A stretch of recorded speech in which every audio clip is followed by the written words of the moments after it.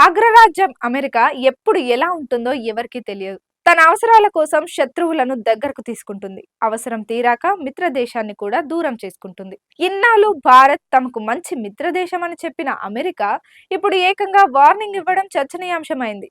ఇరాన్తో భారత్ చేసుకున్న ఓ ఒప్పందం ఆ దేశాన్ని ఉలిక్కి పడేలా చేసింది.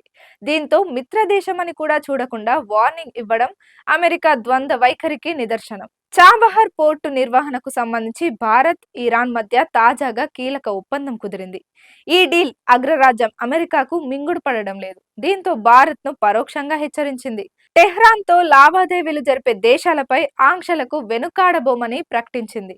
భారత్, ఇరాన్ మధ్య డీల్ కుదిరిన తర్వాత అమెరికా చేసిన ప్రకటన ప్రాధాన్యతను సంతరించుకుంది. ఇరాన్, భారత్ మధ్య కుదిరిన డీల్ పై అమెరికా విదేశాంగ శాఖ స్పందించింది. చాబహార్ ఓడరేవు నిర్వహణ కోసం భారత్, ఇరాన్ ఒప్పందం చేసుకున్నట్లు తెలిసిందన్నారు. టెహ్రాన్తో ద్వైపాక్షిక సంబంధాలు, దేశ విదేశాంగ విధాన లక్ష్యాలపై ఢిల్లీ సొంతంగా నిర్ణయాలు తీసుకోవచ్చని తెలిపారు.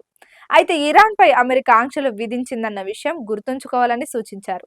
ఏ సంస్థ అయినా, ఏ దేశమైనా టెహ్రాన్తో లావాదేవీలు జరిపితే వారు కూడా ఆంక్షల చట్రంలో పడే ప్రమాదం ఉంటుందని పరోక్షంగా హెచ్చరించారు. ఇదిలా ఉంటే మధ్య ఆసియా దేశాలతో భారత్ వాణిజ్యం నెరపడానికి చాబహార్ పోర్టు ప్రధాన మార్గం. కజకిస్తాన్, కిర్గిస్తాన్, తజకిస్తాన్, తుర్కెమిస్తాన్, ఉజ్బెకిస్తాన్ వంటి దేశాలతో భారత్ మంచి సరుకు రవాణా చేసుకోవచ్చు.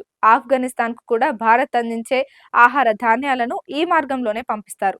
వ్యూహాత్మకంగా అత్యంత కీలకమైన ఈ ఓడరేవులో 10 ఏళ్ల పాటు టెర్మినల్ నిర్వహణ కోసం భారత్, ఇరాన్ మధ్య సోమవారం ఒప్పందం కుదిరింది.